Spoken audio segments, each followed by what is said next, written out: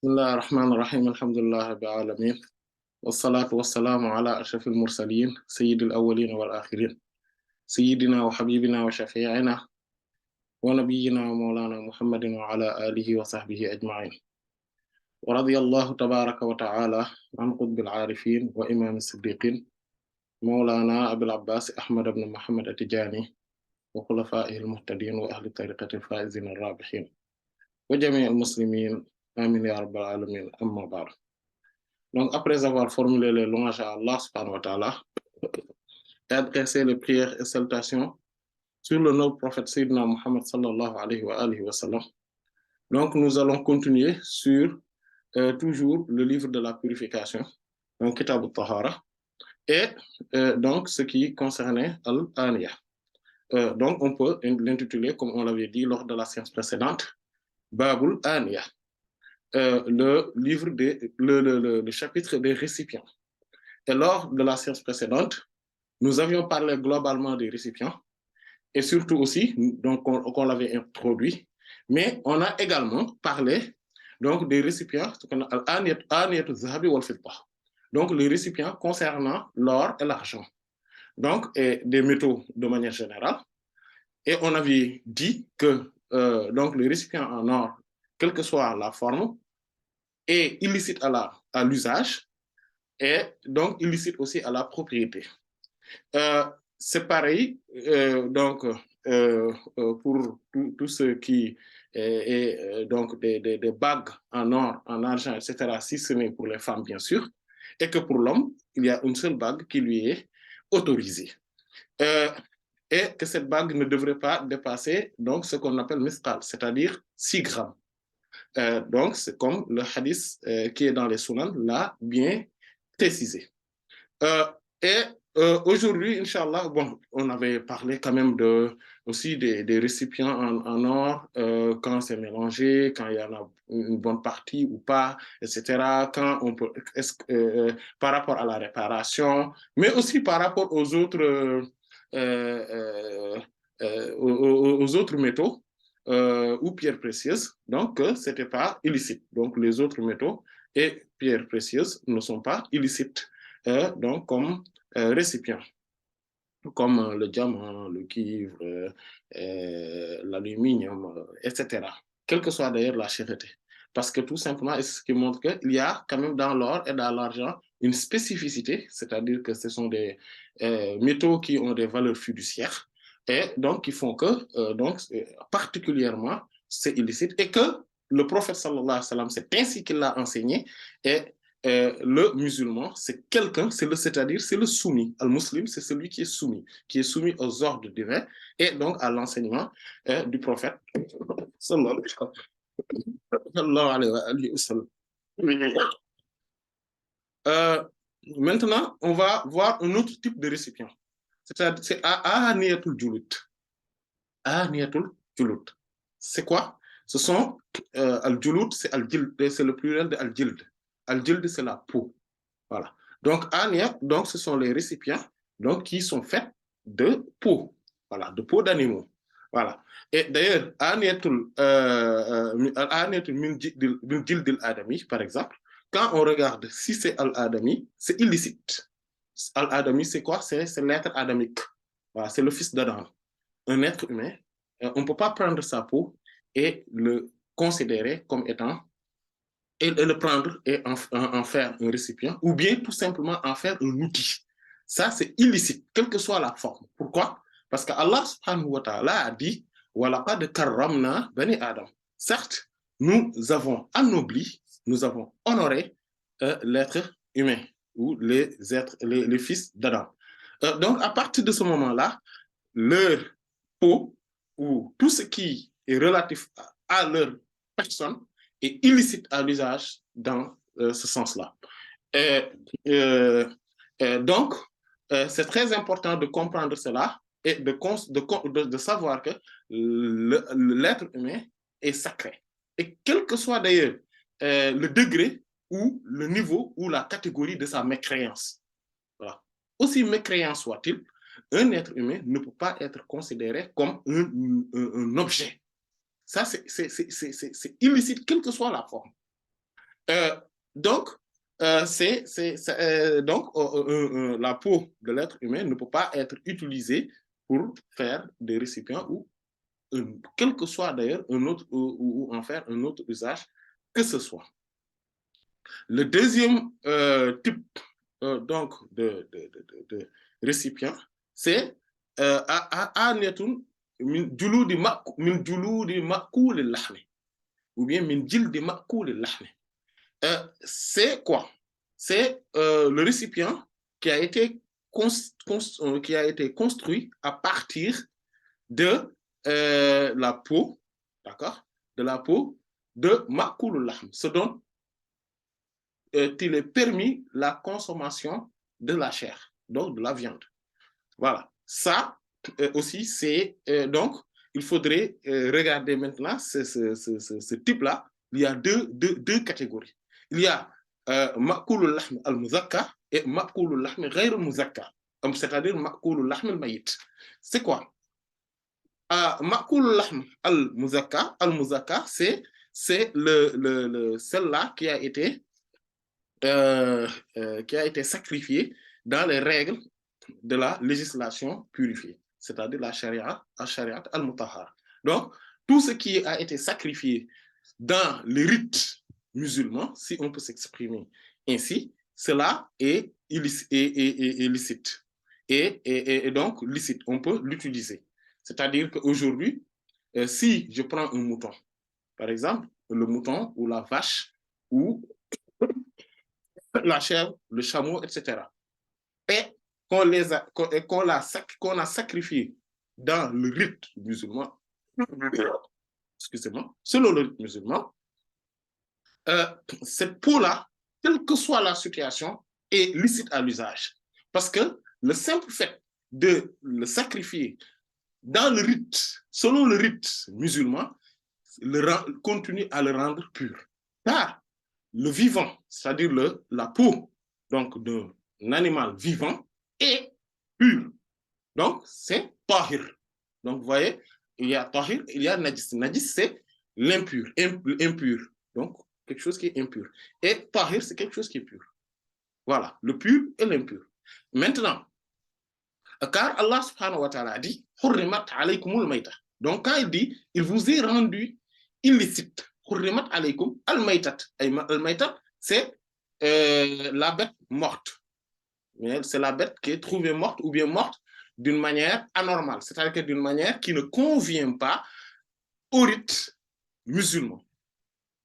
Donc, ce qui veut dire que tout ce qui est donc c'est illicite à la consommation, et à partir du moment où c'est illicite à la consommation, étant un animal, c'est très important, étant un animal, est illicite à la consommation, donc est illicite également, donc est aussi impur. Voilà. De facto, c'est impur. Et donc, c'est pour cela que donc, Allah subhanahu wa ta'ala, quand il dit cela, c'est ce qu'on appelle mafhumul mukhalafa. C'est-à-dire, c'est la parole qui est implicite. Il y a une parole qui est explicite. Donc, c'est-à-dire, les bêtes mortes ou trouvées mortes sont illicites. Donc, à partir de ce moment-là, au moment où c'est illicite, par conséquent, donc, c'est impur, parce que tout ce qui est illicite étant un animal est impur. Et à partir de ce moment-là, on sait que le vivant, lui, il est pur. Voilà. C'est parce que ce qui est implicite dedans, c'est que le vivant est pur au moment où c'est la mort naturelle, comme si on peut s'exprimer ici, ou en tout cas la mort qui découle donc d'un processus qui ne convient pas au rite musulman, c'est la charia, c'est ce qui rend impur. Donc, si il est donc égorgé, donc si il a été elle ou la bête a été sacrifiée selon le rite musulman, ou bien qu'elle est vivante, donc elle est pure. Donc vous voyez, c'est cela le raisonnement. Et d'ailleurs, on va en profiter pour parler de qu'est-ce qui est qu'est-ce que l'islam considère comme étant quelque chose qui est morte, mais sacrifié selon le rite musulman. Parce que al-muzakka, donc, ou c'est donc az-zakat, comme voilà, comme az-zakat. Az-zakat, c'est pas az-zakat avec le zaï qui ressemble à la lettre Ra, à la lettre Ro, avec le point diacritique. C'est pas ce za là, parce que ce zakat là, ce sont les impôts, c'est-à-dire c'est l'aumône légal, voilà, l'aumône légal ou bien les impôts, etc. Donc c'est ça, c'est zakat, voilà. Et cependant, le zakat avec le zal, c'est ça le sacrifice, selon le rite musulman. C'est ça le zakat. Donc avec le zal qui ressemble à la lettre dal avec un point diacritique. Voilà. Donc Allah subhanahu wa ta'ala nous dit dans la sourate 5, donc au troisième verset, troisième signe coranique, dit hurrimat alaykumul maytat. Donc il vous est rendu illicite al-mayta, donc la bête trouvée morte. Waddama, et le sang, c'est-à-dire c'est le sang qui coule. Walahmul khinzir, et la chair de porc. Et il commence à évoquer maintenant des choses aussi qui rendent l'animal illicite à la consommation. Il dit wal munkhaniqat. Donc, d'abord. Et ce dont, ce dont sur quoi, donc sur quoi, on a invoqué un autre nom que celui d'Allah subhanahu wa ta'ala. Et il dit wal munkhaniqat. Donc, l'étouffé. Donc, la bête qui est étouffée. Wal mawquzat, l'assommé, c'est-à-dire une bête qui a été assommée. Wal mutaraddiyat, donc celle qui a chuté, donc qui a subi une chute. Donc elle est décédée à cause de ça. Wal mawquzat, wal mutaraddiyat, wal natiha, ou bien celle qui est morte donc d'un coup de corne. Wama akala sabo, et ce dont les fauves, c'est-à-dire que les bêtes fauves ou féroces, ont dévoré. Wama akala sabo, et il dit illa ma zakitum. Donc tout ce qui précédé ne peut être consommé lucitement parce que c'est des bêtes qui n'ont pas été sacrifiées selon le rite musulman. Il dit illa ma zakitum, sauf bien sûr ce dont vous avez égorgé, vous avez sacrifié selon la législation purifiée. Voilà. Et il dit wama zubiha ala nusubi. Aussi, il y en a d'autres qui sont illicites. C'est quoi? C'est wama zubiha ala nusubi, ce qui a été sacrifié ou immolé sur les pierres dressées. Donc sur les pierres dressées. Voilà. Wa an tastaqsimu bil azlam, et aussi ainsi que donc c'est les bêtes qui ont, dont on a été égorgé et qui ont procédé d'un partage du tirage au sort.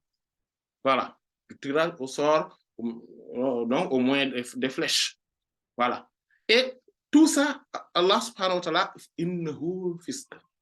Tout ça, cela relève de la perversité.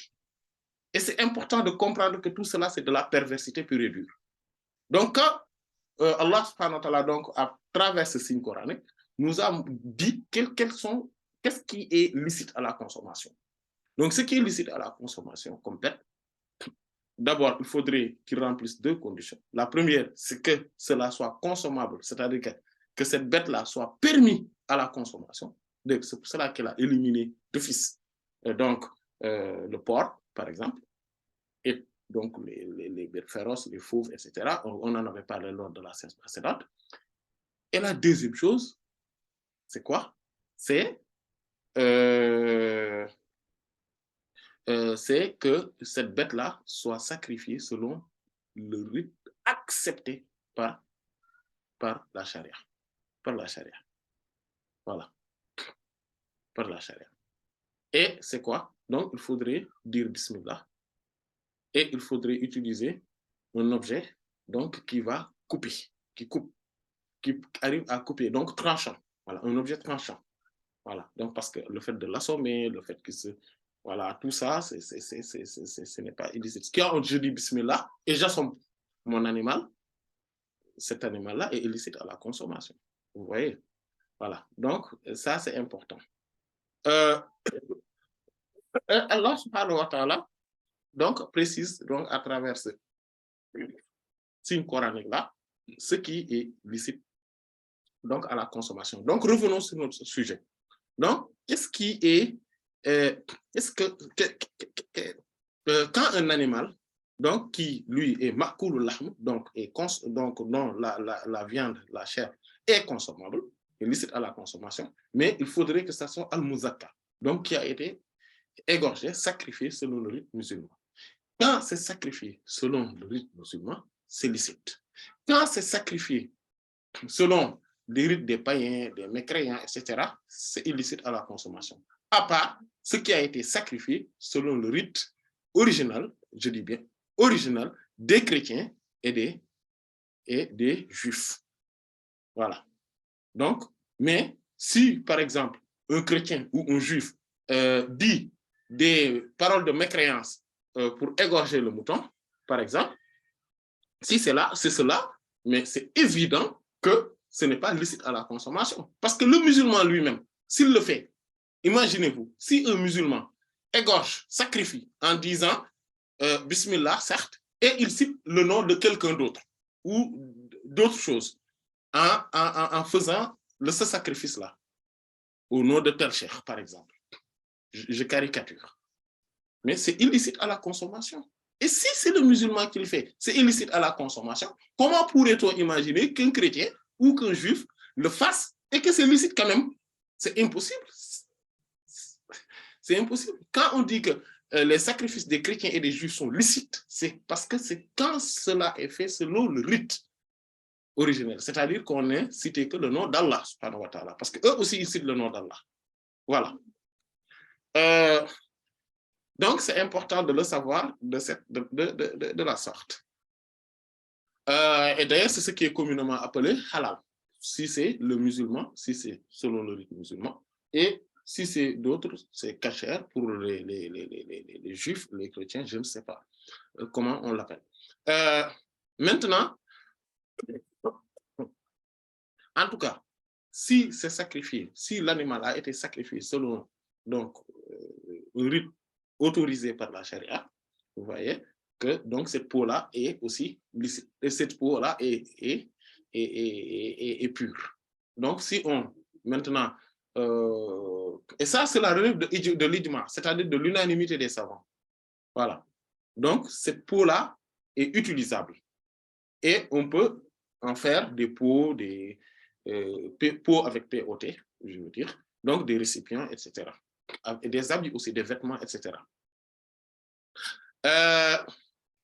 Et il y a Al-Maïta. C'est donc Jildul Maïta. Mais quand c'est Al-Aniyat min Jildul Maïta, donc Al-Aniyat, donc c'est le récipient, mais à partir de la peau donc de Al-Maïta. Al-Maïta, c'est la bête morte, donc qui n'est pas Al-Muzakka. Donc vous voyez, le contraire de Al-Muzakka, c'est-à-dire ce qui est égorgé, sacrifié selon le rite, un rite accepté par la législation purifiée, par la charia, c'est ce qu'on appelle Al-Muzakka. Et donc, et Al-Mayit. Al-Mayit, c'est donc le contraire, tout simplement. C'est ce qu'on dit, la bête morte. Le Wolof, nous, on le dit mid.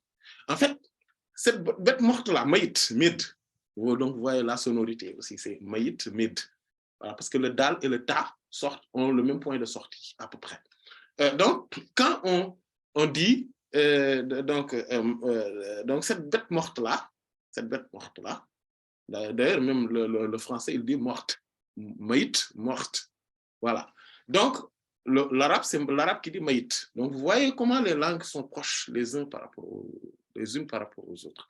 Voilà. Je souligne cela souvent parce que c'est important. Parce que beaucoup de gens font de l'amalgame sur les langues, sur beaucoup de choses, pensent que tel mot provient de telle langue, etc. Alors que c'est faux.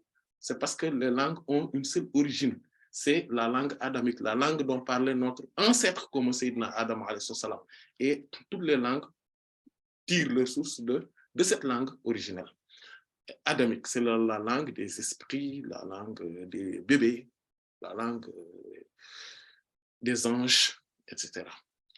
Donc, on revient à notre sujet. Quand on voit que quand c'est donc la bête morte,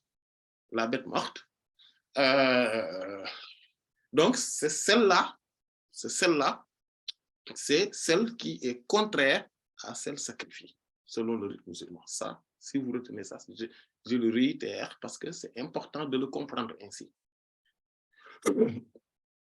Et cette bête morte-là, quand on parle d'al-maït, donc on parle de celle-là. On a besoin de ce qu'on appelle ad-débar, c'est le fait de tanner, de le tanner, donc de le traiter. Voilà, avec de l'eau, du sel ou avec du centre, avec n'importe quelle manière, en tout cas de quelle façon dont on puisse le traiter. Donc, si on le traite, il y a divergence des savants. Ça fait partie des questions. Il y a plus de divergences chez les savants. Il y en a 9 avis différents selon les mazahib, selon les écoles juridiques, selon les savants, etc.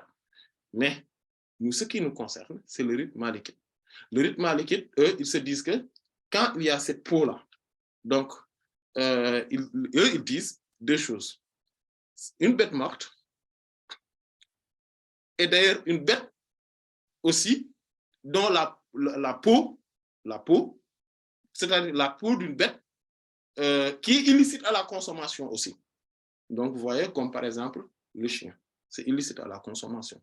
Comme par exemple le lion, c'est illicite à la consommation, etc. Donc, ces fauves-là, leur peau est utilisable. Mais selon les malikites, ils disent 2 choses. Ils disent, c'est utilisable pour l'eau. Quand on les a, déjà, on les a tannés, on les a traités. Après, on peut les utiliser comme récipients, mais pourquoi? Pour les utiliser que pour l'eau, c'est-à-dire on peut y verser de l'eau. Donc, tous les autres liquides sont bannis. Il n'y a que l'eau qu'on peut utiliser, qu'on peut mettre dedans, dans ce récipient-là. Pourquoi ils le disent? Ils disent parce que le prophète a dit, sallallahu alayhi wa sallam, vous vous rappelez le hadith de Bi'r Buda'a, ce hadith-là, de ce puits-là, où le prophète sallallahu alayhi wa sallam avait dit, le hadith de Sayyidina Abu Sa'id al-Khudri, qui est dans les Sunan, où le prophète sallallahu alayhi wa sallam avait dit, Innal ma'a tahurun la yunajjisuhu shay'an, que l'eau est lustrale, elle est pure et purifiante, et rien ne peut la souiller. Vous voyez, les malikites, rahmatullah alayhim, disent que l'eau a une capacité d'autodéfense qui lui est unique.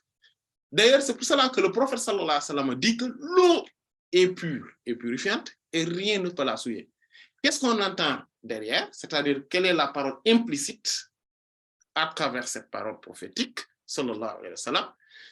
C'est que l'eau, donc, tout autre liquide différent de l'eau, donc, pourrait être souillé. Voilà. Et à la base, disent-ils, que la peau, elle est souillée par la mort naturelle, ou bien la mort, en tout cas, différente de sacrifice, de sacrifice selon le rite, un rite accepté, autorisé par la législation islamique. Vous voyez? Donc, c'est à cause de ça. Ou bien par le fait que c'est la peau, c'est l'animal en soi, ou en question, est illicite à la consommation. À partir de ce moment-là, cette peau-là, elle est souillée. Et le tout simple fait de la tanner, de la traiter, ne la rend pas pure. Donc, selon eux, cela ne la rend pas pure. Mais on peut l'utiliser avec de l'eau. Pourquoi? Parce que l'eau est pure et purifiante. Et rien ne peut la souiller, selon la parole du prophète, sallallahu alayhi wa sallam. Mais tout autre liquide, comme par exemple le lait, les jus, etc., si on le met dans un tel récipient, ce liquide-là devient souillé parce que il est en contact avec une peau ou en tout cas un corps qui est souillé. Donc, c'est ainsi qu'ils considèrent cela. Et ils disent, on peut l'utiliser aussi fil yabisat. Al yabisat, ce sont tout ce qui est sec, comme par exemple les céréales. Voilà. On peut l'utiliser, c'est-à-dire que ce type de peau-là, de récipient, on peut l'utiliser pour les céréales. Donc, ce qui fait que si les céréales là, il faudrait que ce soit sec. Si ce sont des céréales qui sont mouillées, ils sont devenus aussi, en tout cas, ou bien une bonne partie, en tout cas la partie qui est en contact avec le récipient, est souillée. Voilà. Donc, c'est pour cela que selon eux, selon le rythme malikite, quand on a, par exemple, des chaussures de cuir qui sont à la base, donc, dont la peau avec laquelle on les a fabriquées, donc que ça soit des chaussures, que ça soit des habits, donc les vêtements, etc. Donc, tout ça, selon eux, c'est impur à la base. C'est impur. Mais on peut le porter. Mais quand c'est mouillé et que notre corps est mouillé, ou bien que ces chaussures-là, ou bien ce veste-là est mouillé, ou bien que notre corps est mouillé et qu'on est en contact avec cela, donc l'impureté, il y a donc entre, il y a une contamination d'impureté. Soit c'est nous qui le... Voilà. En tout cas, il peut nous contaminer l'impureté. Donc ça, il faudrait comprendre, c'est le mazhab malikite, donc en ces termes-là. Voilà. Donc, fauteuil aussi, en cuir, etc. Tout ça, ils ont le même... ils ont cette même vision-là par rapport à cela. Mais rassurez-vous, je vous le dis, rassurez-vous. Donc, les malikites, eux, selon Rahmatullah alayhim, disent donc deux choses. On peut l'utiliser avec l'eau et on peut l'utiliser sur des choses qui sont secs. D'accord? Et je vous dis, rassurez-vous. Pourquoi? Pourquoi je vous demande de vous rassurer? Parce que, en effet, l'avis le plus recevable, c'est l'avis donc des Hanafites, rahmatullah alayhim, globalement, et d'autres savants également. Et selon eux, quelle que soit la bête, sa peau, dès qu'on l'a traitée, on l'a tannée, cette peau devient pure. Le simple fait de la tanner, de la traiter, le rend pur.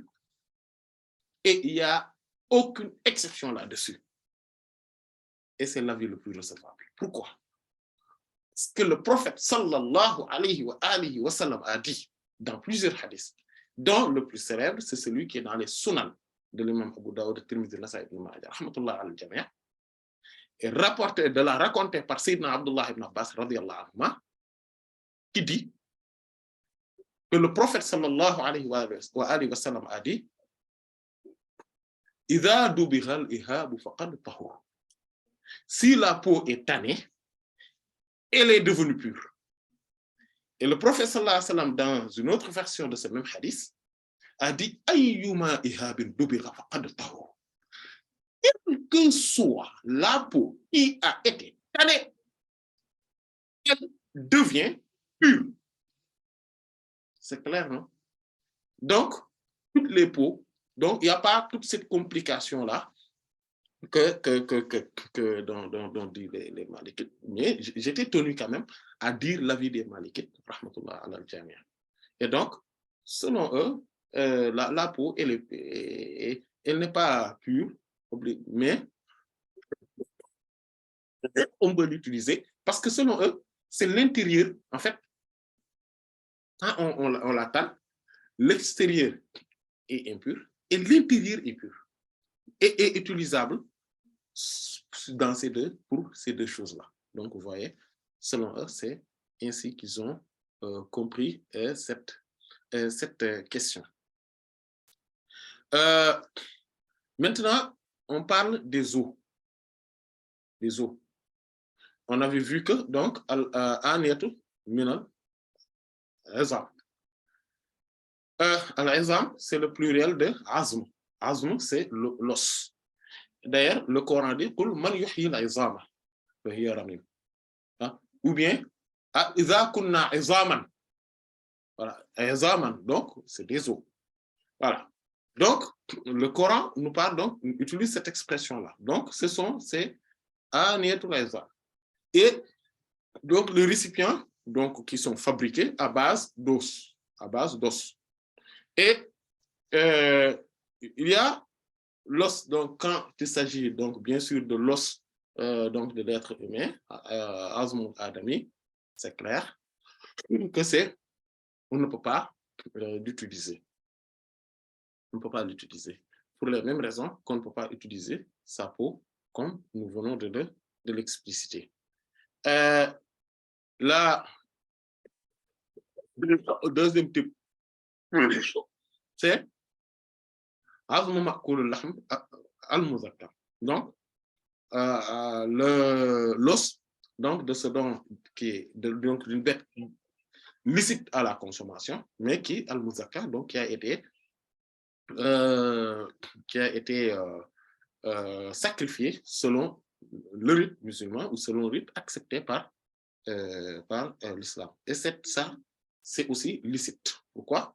Parce que quand on l'a sacrifié, donc, ça continue par ce qui a été considéré comme ce qui a été considéré par l'islam, par la charia, donc cela continue à être pur. Donc, ce qui permet la continuité de la pureté donc d'un animal après sa mort, après donc avoir vécu, c'est quoi? C'est le fait de l'égorger selon le rite, un rite accepté ou permis, autorisé par la législation. C'est d'ailleurs, on en avait parlé tout à l'heure. Donc, pour les mêmes raisons que sa peau, donc, son os aussi est illicite.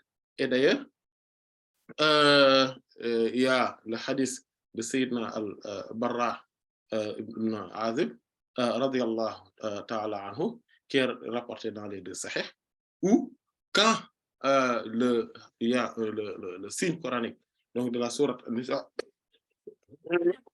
qui commence par la yastawil qa'iduna minal mu'minina wal mujahidun fi sabilillah, c'est ce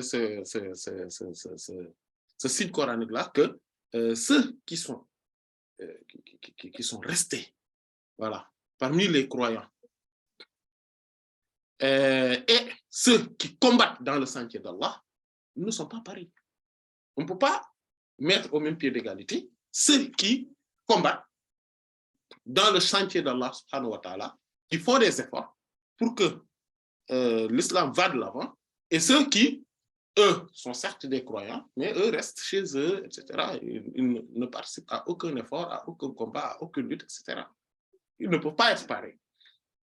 Et lorsque Sayyidina al-Barra ibn Azib, radiyallahu anhu, dit فَأَمَرَ رَسُولُ اللَّهِ صَلَّى اللَّهُ عَلَيْهِ وَسَلَّمَ. Donc, lorsque ce signe coranique donc, qui a été révélé, dit فَأَمَرَ رَسُولُ اللَّهِ صَلَّى اللَّهُ عَلَيْهِ وَسَلَّمَ زَيْدًا فَجَاءَ بِكَتَفٍ يَكْتُبُهَا فَشَكَا إِلَيْهِ ابْنُ مَكْتُومٍ ضَرَارَتَهُ فَنَزَلَتْ لَا يَسْتَوِي الْقَاعِدُونَ مِنَ الْمُؤْمِنِينَ غَيْرُ أُولِي الضَّرَرِ. Voilà. Et donc, lorsque au début, donc le Coran dit que ceux qui restent parmi les croyants et les combattants dans le sentier d'Allah ne sont pas pareils. Et le prophète, l'envoyé d'Allah, sallallahu alayhi wa sallam, a demandé, fa'amara Rasulullah sallallahu alayhi wa sallam, Zaydan, Sayyidina Zayd ibn Sabit, radiyallahu anhu, qui était script du prophète, sallallahu alayhi wa sallam, un des scripts les plus célèbres. Donc, c'est celui-là qui avait regroupé le Coran, etc. Voilà, qui était donc à la tête donc, de la commission pour regrouper le Coran, pour le rédiger, etc. Donc, voilà, le mettre en livre en bonne uniforme. Et quand, donc, Sayyidina Zayd ibn Sabit, donc lui, il est venu donc, pour écrire, et il dit, Fadja abi katafin. Donc, il est venu avec une épaule. C'est comment on l'appelle encore? C'est l'omoplate, voilà, avec une omoplate. Voilà, et il écrivait avec. Voilà. Et Sayyidina Abdullah ibn Maktoum, qui lui était un aveugle, donc il est donc victime de cécité. Et lui, il s'est plaint auprès de l'envoyé d'Allah, sallallahu alayhi wa sallam, par rapport donc à son épreuve. On lui dit que je ne peux pas aller participer au combat, dans les luttes, etc. Tout ça. Et Allah subhanahu wa ta'ala a révélé la yastawil qa'iduna minal mu'minina et il a rajouté dedans ghayri ulil darar. Voilà. Wal mujahiduna fi sabilillah. Voilà. Que ceux qui restent parmi les croyants, hormis les gens qui ont des épreuves, c'est-à-dire qui ont des darar, ce sont c'est en force nécessité, voilà, voilà, cas de force majeure, ceux qui sont donc qui ont des empêchements, voilà. Ceux-ci voilà, ne peuvent pas être semblables à ceux qui ont combattu dans le sentier, et donc ne sont pas semblables à ceux qui eux combattent dans le sentier d'Allah subhanahu wa ta'ala. Et pourquoi ce hadith-là a été cité? Pourquoi nous avons cité ce hadith? Nous l'avons cité parce que, tout simplement, l'omoplate, on écrit avec le Coran. Vous savez, le Coran, on ne peut pas l'écrire ni avec une souillure, ni dans un support qui est une souillure. Donc, et cette omoplate-là, donc de chameau, donc vous voyez, on écrivait, donc il écrivait le Coran, donc dedans. Et cela relève même de l'unanimité et des savants, si c'est un animal ainsi. Voilà. Et quand maintenant c'est une bête morte, on ne peut pas l'utiliser, surtout selon les malikites, parce que parce que c'est illicite, voilà, chez les malikites bien sûr, mais les autres l'acceptent. Pourquoi? Certains parmi les autres bien sûr. Pourquoi? Parce qu'ils se disent que parce que les malikites en fait ont différencié, et c'est important, parce que selon eux, il y a une différence entre la peau, les plumes, plutôt les chars, et d'ailleurs c'est ce dont on va parler, parce que si on utilise par exemple les cheveux, les crins,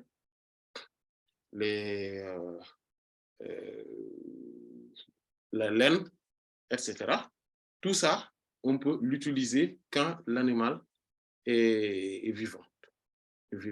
Et ça, c'est selon l'unanimité des savants. Voilà. Selon l'unanimité des savants, on peut utiliser cela. Pourquoi? Parce que c'est Allah subhanahu wa ta'ala qui dit dans le Saint-Coran, dans la sourate An-Nahl, les limbes. C'est la sourate numéro 16, les limbes. Certaines le traduisent par les abeilles. Voilà. Sourate An-Nahl. D'ailleurs, vous voyez les limbes, les Français disent les limbes, ou alors ils disent yamb. Vous voyez? Voilà. Allah subhanahu wa ta'ala dit, Wallahu ja'ala lakum min buyutikum sakanan wa ja'ala lakum min juludil an'ami buyutan tastakhifunaha yawma dhanikum wa yawma iqamatikum wa min aswafiha wa awbariha wa ash'ariha athathan wa mata'an ila hin. Dit, et c'est Allah vous a fait de vos maisons une habitation, donc de vos demeures une habitation. Tout comme il vous a procuré les demeures faites de peau. Il y a des demeures faites de peau, donc il y a non seulement cela pourrait renvoyer à certaines vestes, etc., mais aussi aux demeures, c'est-à-dire certaines tentes, etc. Donc faites de peau de bête.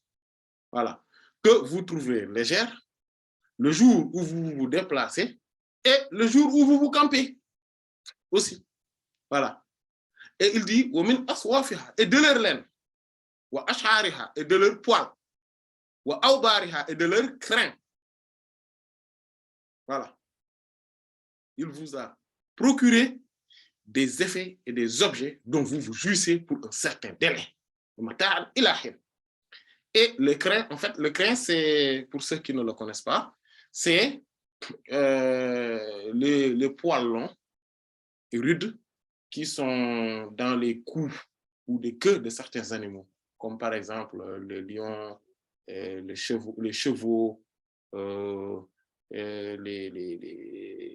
certaines races de chiens, etc. Certains animaux, les zèbres, les zébus, certaines, etc. Voilà. Donc, ce sont ça. Donc, voilà. Donc, c'est ça ce qu'on appelle les crânes.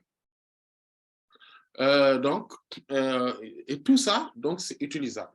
Donc, on peut l'utiliser, même si ce sont des animaux qui sont illicites à la consommation. Mais de leur vivant, on peut les prendre, donc les laines, etc. Tout ça, donc ça, il faudrait le considérer ainsi. Et donc, ça, on peut l'utiliser. Et maintenant, les malikites se disent, ça, le Coran nous a parlé de ça. Et ils disent que tout ce qui est dans le corps, dans un corps d'un vivant, d'un être vivant, nous, malikites, nous faisons la différence. Nous faisons la différence entre, en fait, tout ce qui pousse, nous faisons la différence entre est-ce qu'il a une vie. Et cette vie-là, nous, on dit qu'il y a deux types de vie. Parce que les cheveux, donc, poussent. Donc, ce qui voudrait dire qu'ils ont le cheveu plutôt, le poil, etc., les crins, on pousse parce que tout simplement, il y a une vie dedans. Sinon, ça ne peut pas pousser. OK? Mais aussi, les os poussent. Les ongles, les dents, ça pousse. Et ils disent, nous, pour savoir si les cornes, ça pousse, ils disent que nous, on différencie les cornes. En fait, quand la bête est vivante, quand la bête est morte, nous différencions deux choses. La peau, donc la peau en tant que telle, elle est impure, même si on la traite, comme on l'avait vu tout à l'heure, mais on peut l'utiliser pour deux choses. Donc l'eau et ce qui est sec. Mais quand il s'agit maintenant de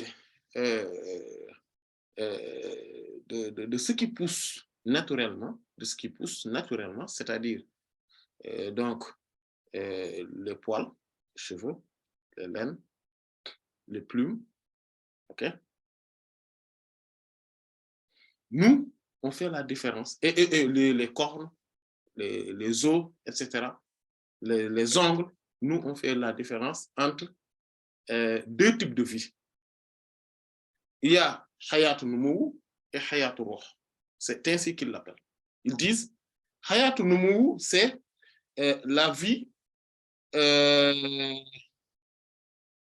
par prolifération. La vie par prolifération. Et Hayatu Ruh, c'est la vie par l'âme, par l'esprit. Bon, en fait, par l'esprit, mais ils veulent parler de nafs, de l'âme. Ils se disent, en fait, et comment on les reconnaît? Ils disent parce que tout ce qui pousse naturellement par prolifération, comme les végétaux, d'accord, comme le monde végétal, donc nous, on considère que même si la bête est morte, on pourrait l'utiliser. On pourrait l'utiliser pour en faire tout ce qu'on veut. Voilà, pour en faire des récipients, etc. Et si toutefois, elle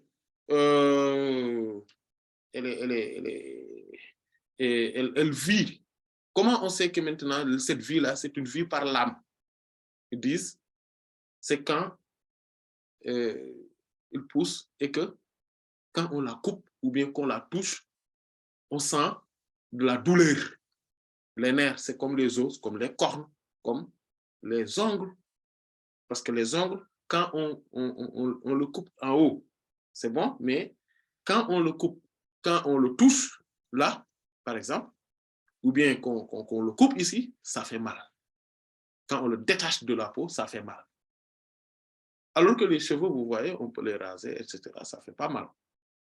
On peut les toucher, couper, etc. Ça ne fait pas mal. Voilà.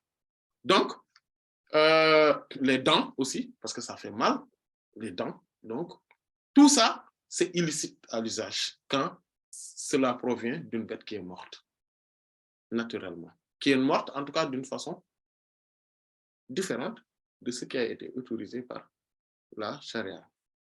Voilà. Donc, des sacrifices selon un rite autorisé par la charia.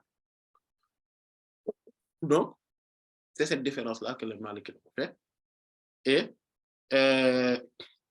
d'ailleurs, ils disent, parce que le Coran aussi nous parle de ces choses-là, mais par exemple, dans le signe coranique que nous avons cité, qui est dans la sourate Lemb, la sourate numéro 16, Al-Nahl, donc vous voyez, il n'a pas parlé de Al-Azam, il n'a pas parlé d'os. Et il a parlé de Al-Azam, il dit Qul man yuhyi al-azam wa hiya ramim dans la sourate Yasin. Donc il dit qui revivifie les os. Vous voyez, les os. Voilà. Donc, on voit que donc, les os ont des vies, une forme de vie qui ressort de la vie de l'âme. Mais contrairement aux autres, donc aux os et ce qui les ressemble. Ils disent également que, par exemple, les plumes. Le plume est composé de deux choses. Il y a ce qui reste, donc le feuillage donc, de la plume, si on peut s'exprimer ainsi, et il y a aussi l'ossature ou l'ossature de la plume. Et l'ossature de la plume, on ne peut pas l'utiliser. Mais les feuillages de la plume sont utilisables, sont purs. Donc, c'est ainsi qu'ils ont différencié aussi ces choses-là. Donc, ça aussi, il faudrait le comprendre. Maintenant, on va finir avec donc, ce chapitre par le récipient des mécréants, Aniyatul Kufar. Donc, Aniyatul Kufar, donc le récipient des mécréants, selon les Malikites, ce n'est pas illicite à l'usage, mais c'est juste que ils disent que c'est makruh. Voilà. Si c'est un mécréant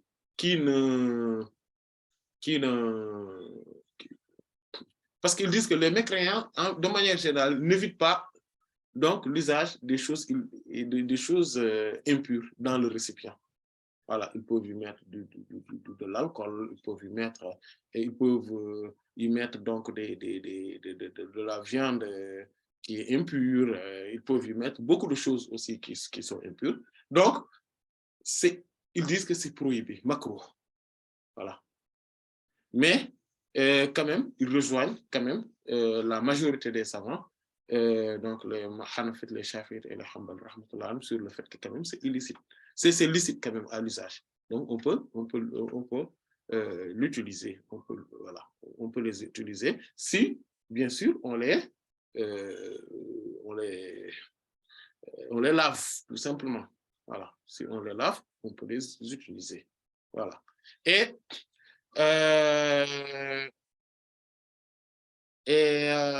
la base de cela, c'est que si le récipient, de manière générale, est licite à l'usage, donc on peut l'utiliser, et que quand on met de l'eau dedans, donc cette eau-là reste pure et purifiante, si cette eau était pure et purifiante, et cela reste pur tout simplement, si elle était à la base pure. Et donc le récipient, que ça soit celle d'un musulman ou d'un mécréant, cela ne change pas grand-chose. Cela ne change pas grand-chose. Les Malikites parlent tout simplement de la prohibition pour les raisons que nous venons de citer. Il y a donc ce qui prouve cela, c'est le hadith de Sayyidina Jabir radiallahu anhu, que c'est bon. Il dit que Sayyidina Jabir ibn Abdullah radiallahu anhu Ansari radiallahu anhu dans un hadith rapporté par l'imam Ahmad, mais aussi par l'imam Abu Dawud rahmatullah, il dit kunna naghzu ma'a rasulillahi sallallahu alayhi wa sallam فنصيب من آنية المشركين وأسقيتهم فنستمتع بها ولا يعيب ذلك عليهم. Il dit que nous allions en conquête avec l'envoyé d'Allah sallallahu alayhi wa sallam. Et donc, parmi les butins, nous prenions les récipients des mécréants.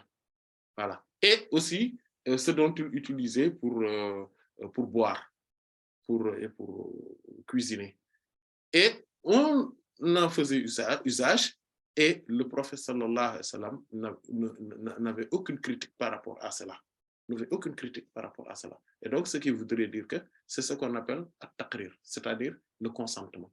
Le consentement du prophète sallallahu alayhi wa sallam sur une chose, donc, qui concerne les musulmans, donc cela montre, donc quand il ne dit rien, c'est parce qu'il consent. Et quand il consent, c'est que cela voudrait dire que c'est licite. Parce que le prophète sallallahu alayhi wa sallam ne se tait jamais, ne garde jamais le silence devant quelque chose qui est anormal. Voilà. Et il y a aussi le hadith de Sayyidina Imran ibn Hussein qui est dans les deux sahih. D'ailleurs, on aurait dû commencer par ce hadith-là parce que c'est plus authentique aussi. Que, donc, c'est un hadith qui est très long et qu'il dit que donc, an-nabiyya sallallahu alayhi wa sallam wa ashabahu tawadda'u min muzadati imra'atin mushrika. Que le prophète sallallahu alayhi wa sallam et ses sahaba radiyallahu anhum donc ont utilisé, ils ont fait les ablutions donc d'un récipient, d'accord, donc une bague donc d'une femme mécréante. Voilà. D'ailleurs, parce que c'est parmi les miracles du prophète sallallahu alayhi wa sallam, il y avait un peu d'eau dedans, il a mis sa main dedans et que l'eau continuait à jaillir et que les gens, voilà, en centaines, ont fait les ablutions avec, etc. Voilà, ils ont bu, etc. Voilà, ils l'ont utilisé. Et donc ça, donc ce récipient-là était le récipient donc d'une femme qui était mécréante à l'époque. Et donc tout cela, ça montre que et ce hadith est dans les deux sahih, donc de Al-Bukhari et de l'imam Muslim rahmatullah alayhima. Et donc tout cela montre que c'est licite à la consommation. Donc on va s'en tenir là. Inch'Allah ta'ala, la prochaine fois, si bien sûr il n'y a pas de questions. Sinon, aussi, on va répondre aux questions. Allah en sait davantage. Wallahu ta'ala a'lam. Wa sallallahu ala sayyidina Muhammadin wa ala alihi wa sahbihi ajma'in. Subhana rabbika rabbil izzati amma yasifun. Wa salamun ala al-mursalin walhamdulillahi rabbil alamin. Qui vient d'arriver. D'accord, bismillah. Donc, pour la question qui vient d'arriver, la personne, elle demande comment peut-on reconnaître la viande des chrétiens de nos jours? À partir de quand on peut considérer que la viande des chrétiens est halal pour nous? D'abord, il faudrait savoir que quand on parle de chrétien, on ne parle pas de la personne qui a qui a des ancêtres chrétiens ou bien qui est originaire des chrétiens. Non. Il faudrait que la personne en soi soit de confession chrétienne. Et d'ailleurs, c'est ce qui fait que, par exemple, en Occident, notamment en France, par exemple, étant donné que les gens se sont déchristianisés et donc sont devenus en majorité des athées, donc on ne peut pas se baser sur tout simplement la viande qui provient de leurs abattoirs pour dire que c'est licite à la consommation. On ne peut pas le dire. On ne peut pas le dire. Pourquoi? Parce que tout simplement, la majorité de la population n'est plus chrétienne. Le christianisme n'est plus la confession, même si c'est les origines, les gens ont leur origine souvent comme étant des chrétiens, etc. Mais les confessions, non. Voilà, les gens disent, bon, voilà, comme tous on le sait, disent que oui, on m'avait baptisé, ou on a baptisé mes parents, etc., tout ça.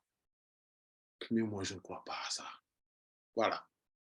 À partir de ce moment-là, au moment où la majorité de la population n'est plus croyante, donc on considère que la population est athée. Et tout ce qui provient de l'abattoir est considéré ainsi jusqu'à la preuve du contraire. C'est ce qu'on appelle l'istishab, c'est-à-dire le principe de présomption, d'accompagnement donc de la situation ancienne.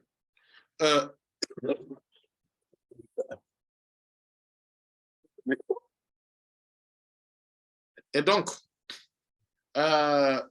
si aujourd'hui, à l'état actuel des choses, moi, je ne peux pas reconnaître une viande des chrétiens. Par contre, celle des juifs, oui.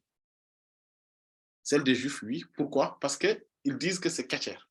et ils disent que c'est une boucherie juive, etc. Donc, eux, ils le disent. Mais quant aux chrétiens, moi, je ne sais pas les reconnaître, en tout cas à l'état actuel des choses, parce que les chrétiens, souvent aussi, ont abandonné le rite depuis belle lurette. Et ne sont plus dans cette optique-là de faire les choses comme il le fallait, etc. D'ailleurs, on n'en entend pas, même pas parler, hein, d'ailleurs. Et donc, à partir de ce moment-là, c'est comme un musulman qui, cela m'a été raconté plusieurs fois, qu'au Seras, à Dakar, hein, là-bas, la manière dont on sacrifie, en tout cas de manière générale, les bêtes, ce n'est pas conforme donc, à la charia. Donc, c'est illicite à la consommation. Si on sait que cette viande provient de là-bas, jusqu'à la preuve du contraire. C'est important. C'est-à-dire que si je sais que ce boucher-là, en tout cas, quand il va égorger, il va l'égorger de la bonne manière, c'est illicite à la consommation. Quand je viens dans n'importe quelle boucherie à Dakar, à Louga, dans n'importe quelle ville du Sénégal ou village du Sénégal, le boucher en soi, si lui, c'est lui qui égorge, etc., au moment où ils sont présumés musulmans, donc leur viande est licite à la consommation. Je n'ai pas besoin de lui demander est-ce que vous l'avez sacrifié selon le rite musulman ou pas. Je n'ai pas besoin de le demander. Pourquoi? Parce qu'ils sont présumés musulmans.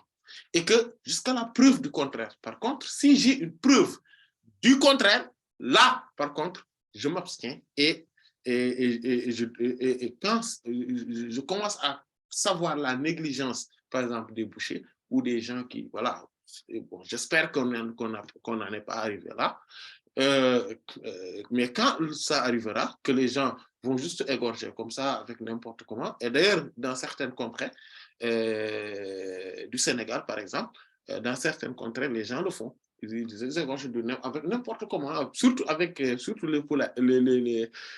ceux qui ont des poulaillers, etc., les volailles. Il y a des formes d'abattage qui ne sont pas du tout conformes au rite musulman. Voilà. Je me rappelais un poulailler là, où la personne qui abattait c'était déjà un chrétien. Et on ne savait pas en plus. Mais quand il est venu, on a amené, il est venu et il prenait la cigarette, ici, voilà, et voilà, et il commençait à abattre. Quand les gens commençaient à parler de cela, de s'indigner, etc., mais non, mais tout le monde ici, c'est lui qui le fait. Mais la personne qui était le propriétaire de ces volailles-là, à un moment donné, s'est dit, mais non, moi, je ne vais plus utiliser je ne vais plus demander à cette personne-là. Mais c'est que le problème, c'est que quand il a demandé à un musulman de le faire, lui, il faisait pire.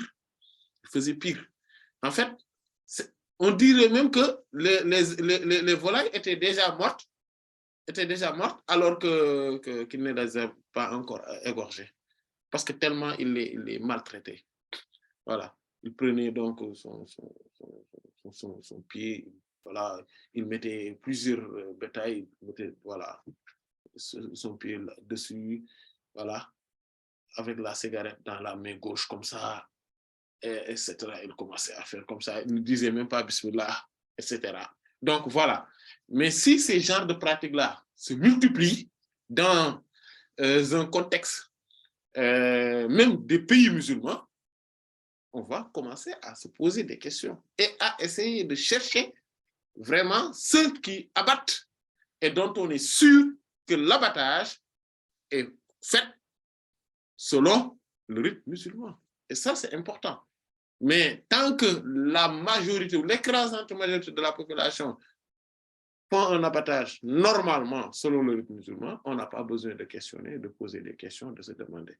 Mais quant aux chrétiens, donc pour revenir à la question, moi, je ne sais pas comment savoir si je ne sais pas. En fait, je ne vois même pas les chrétiens en parler, ce sujet-là. Peut-être que moi, je ne les ai pas trop fréquentés non plus, mais je ne les vois même pas traiter ce type de sujet-là. Et Allah en sait davantage.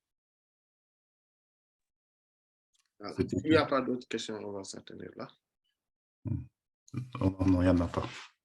والله تعالى أعلم وصلى الله على سيدنا محمد وعلى آله وصحبه أجمعين سبحان ربك رب العزة عما يصفون وسلام على المرسلين والحمد لله رب العالمين.